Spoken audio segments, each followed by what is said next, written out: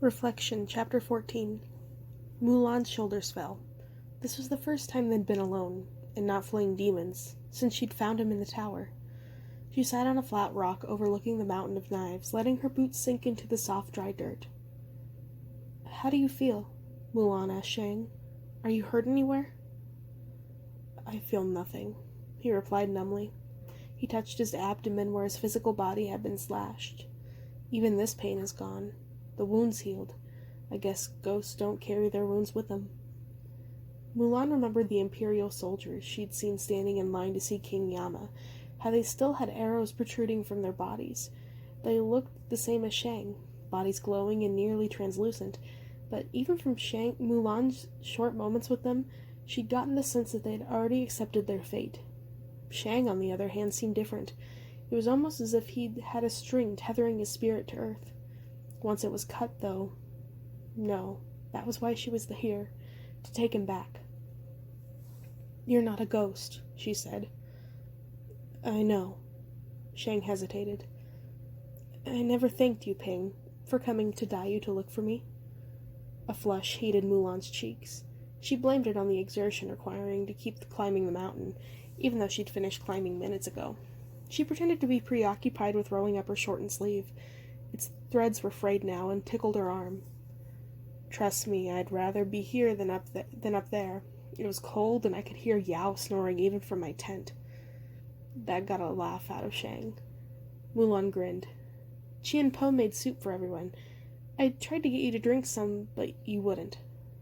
Her smile faded, and a wash of cold suddenly made her shiver. I couldn't break your fever, and you were burning up. Everyone said you were going to die." She inhaled a ragged breath. "I stayed with you, hoping you'd get better, but I must have drifted off to sleep. Then I saw your father's ghost with you at camp. At first I thought I was dreaming, but it was really him. I promised him I would bring you home." Shang was silent. "I'm sorry I didn't believe you earlier." "I can't blame you for that." She hugged her knees to her chest and laughed through her nose. "There's a lot to take in after coming to this place. Soldier demons, angry trees, lavish tea pavilions, and a mountain of knives. I hardly believe it myself." She started to get up, but Shang stopped her. "You need to bandage your feet, Ping. There's more walking to do." "We should get going. We can take a minute for you to dress your wounds," Shang said, in a voice that wasn't to be consented. So Mulan sat back on the flat rock and attended to her injury. "You know, Ping, I'm glad my father got to meet you. He always wanted another son, but he and my mother never had any other children who lived." Shang sucked in his breath. Mulan had rarely heard him talk about his family before. He'd always kept it private. "You know he must be grateful I found a friend like you." "Someone he can trust," Mulan finished for him in her thoughts. She tightened her bandage. "What will you do after the war, Shang?" "I haven't really thought about it," Shang admitted. "I'd been away for so many years. I suppose I'll visit my mother first." He paused ruefully. "She'll be lonely now that my father is gone." "She must be very proud of you," said Mulan gently. "Will you stay at home?" "Not for long." Shang's spirit might be pale blue, but she detected a faint blush reddening his cheeks. "What is it?" Shang shook his head, pursing his lips tight. His back became stiff as a bamboo. "Come on, tell me," Mulan teased, "or I'll assume the worst. I'm guessing she's a terrible cook? No? Maybe she reads tea leaves.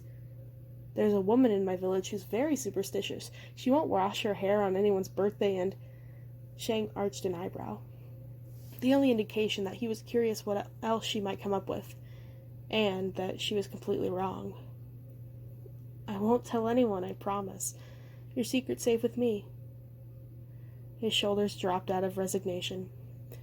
"My mother has it in her mind that I need to find a bride." He sounded serious. "It was never a priority of mine, not with the war, but now that my father has passed, I'm the head of the family. It is my duty to carry on the family line." It was Mulan's turn to raise an eyebrow. "You don't sound so excited about this." Shang shifted his weight from one foot to the other. Before I left for battle, my mother started introducing me to a few girls, but they were only after my family's name. He paused, clearly at a loss of what else to say. Mulan hid a smile. She'd rarely seen him like this. How funny that Shane always knew what to do in a fight. But now to train a man to be the best soldier possible. Yet, faced with the personal conviction about his life, he became almost shy. "I'm listening," she said. "What were they like?" All they could do was flutter their fans and bat their eyes.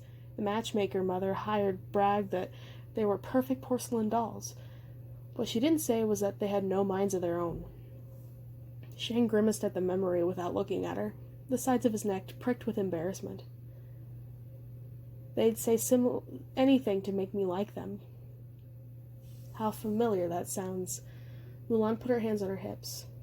Not all girls are like that. You have to look at it from their perspective, too. Girls are raised to be pretty and graceful and quiet. She made a face. They aren't allowed to speak their minds, and they don't have a choice in who they marry. My parents are lucky that they fell in love, but their marriage was arranged, too. And my mother, she doesn't even belong to her family anymore after they got married. It wasn't my mother's decision, but her family's. They told her that a woman's only role in life was to bear sons. Shang leaned forward. "You sound quite passionate about this." His closeness made Mulan hunch back. Remembering who she was pretending to be, she felt her cheeks burn. I bet there are some girls who'd make better soldiers than boys, if they were given a chance." "A female soldier? That's the craziest thing I've ever heard. Girls can be strong, too." "Not like us, Ping." Mulan hid a smile. "You'd be surprised." "Well," Shang said, "as much as I'd love to meet a female soldier, it won't happen in my lifetime. It's against the law." "Yes, it is." Mulan swallowed hard. "But that doesn't mean girls can't be clever or strong." "You're right. My mother is quite sharp. My father always respected that about her."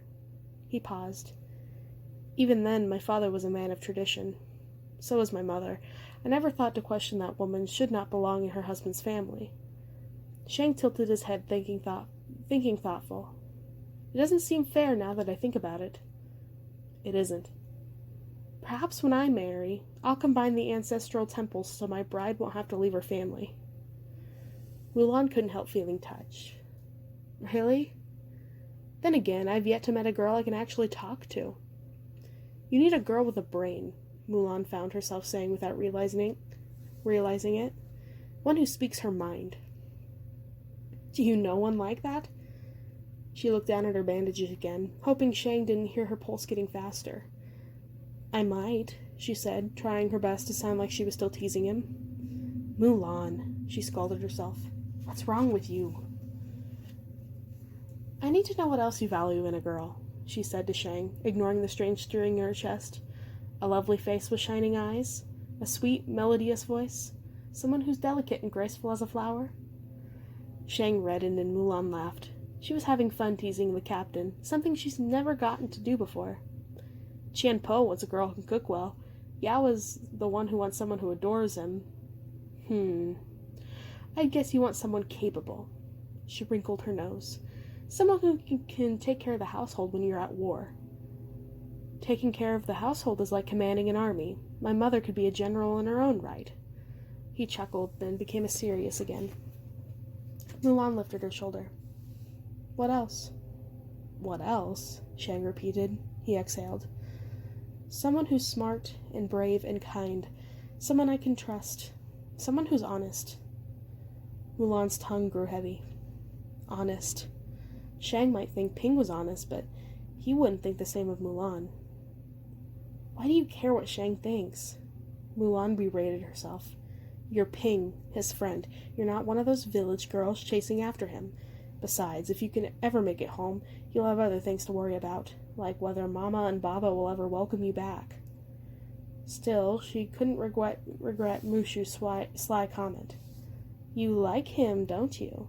She'd asked her one night after observing Mulan try to comfort Shang. She'd denied it then, and she denied it now. She'd only been concerned about Shang. After all, he was her commanding officer, and he'd just received a rebuke from Chi Fu about his capability to lead. That didn't mean she liked him, but the swoop in her stomach when she looked up at the captains hinted otherwise. She ignored it, mentally stomping the feeling away, along with her earlier desire to tease him about what he looked for in a girl. Suddenly that subject was the last thing she wanted to talk about, especially since he'd never looked at her that way. He couldn't. "So, who is this mystery girl you might know?" Shang said wryly. "Is it your sister?" Mulan choked. "My sister? Who said I had a—" Chifu did. He did? Well, he knew Fa Zhu had a father. None of us knew he had a son. Mulan stared at her hands, then leaned down to finish wrapping her ankle. She could not look at Shang right now. My father doesn't talk about me much." "That's what you told us," Shang chuckled. "Remembering how you were back then, I can't understand why. When you go home now, I know he'll be very proud of you." "I hope so." "You were a hero, Ping. I'm guessing when you go home, girls will line up for your attention." Mulan laughed awkwardly. "I don't know about that. It's not really on my mind." Shang cleared his throat. "So tell me, about your sister, is she—" "I finished wrapping my ankle," Mulan interrupted abruptly. "We should get going. We must be getting closer to the gates. Maybe you'll wake up just in time for breakfast." Her brusqueness took him aback. She could tell from the way Shang's brows jumped up and his lips parted. If they'd been talking about anything else, Mulan might have apologized for interrupting him. But the more he pressed her about her family life, the more uneasy she became. Thankfully, he recovered quickly and nodded. "All right." "Wait," Mulan said it before she registered what she was doing. She grabbed a handful of grass and let the stalks fly in the wind. She didn't know when they'd get another chance to talk like this. "I need to tell you something." "Yes?" Mulan paused, and then flush crept back to her cheeks again. She wanted to tell him who she really was. Not Ping's sister. Mulan. Just Mulan. But she could already picture how betrayed Shang would be. "I never sought out to earn Shang's trust. Why do I care so much that what he thinks about me? It's because I'm trying to prove that I'm someone worthy of that trust. Yes, that's part of it. But also..." Her stomach fluttered, an uncomfortable, unfamiliar sensation. "Also," she scolded herself, "I'm an idiot. Keep to the plan. I can't afford to have anyone finding out who I really am. It could get Baba in trouble and disgrace the family." That flutter in her stomach sank. Not to mention, Shang would hate me. If he found out the truth, he'd never trust me again. "Never mind," she said bitterly, glancing at the moon. "We should get going." "You can keep looking up at the sky, Ping." Shang craned his neck to look up. "Do you think everyone up there is still asleep?" "Up there, as in soldiers in our camp?" Shang nodded. "I feel like I've been here for years. Yet if my body is still alive, it can't have been more than a few hours." "Didn't you meet Yama?" "No," said Shang. "The last thing I remember, I was talking to you. When I woke, I was here, in that tower. I thought I was already dead." "You aren't. Time runs differently down here." "If that's the case, why are you in such a rush?" Her mouth went dry. All this time she'd wanted to confess she was really Mulan. She'd forgotten to tell him the importance of getting back before morning. "Because I made a deal with King Yama." "A deal?" His brows furrowed. "What kind of deal?" "If we don't reach the gates by sunrise," said Mulan, her voice shaking, "you'll die." Shang was quiet. "I see. What about you?" She faltered. He wouldn't like this part, but she needed to tell him. "If we don't make it out, I stay here, as his prisoner." The captain's expression leapt with shock. "What? Ping, you can't be serious. You can't be risking your life to—" "It was the only way," she interrupted. You do the same for me." Shang pursed his lips tight. His shoulders tensed, heavy with the news she'd just told him, but he knew it was too late to argue. Now he too glanced at the moon. "Then we make our way to the gates. Let's go, Ping." A familiar roar cut him off.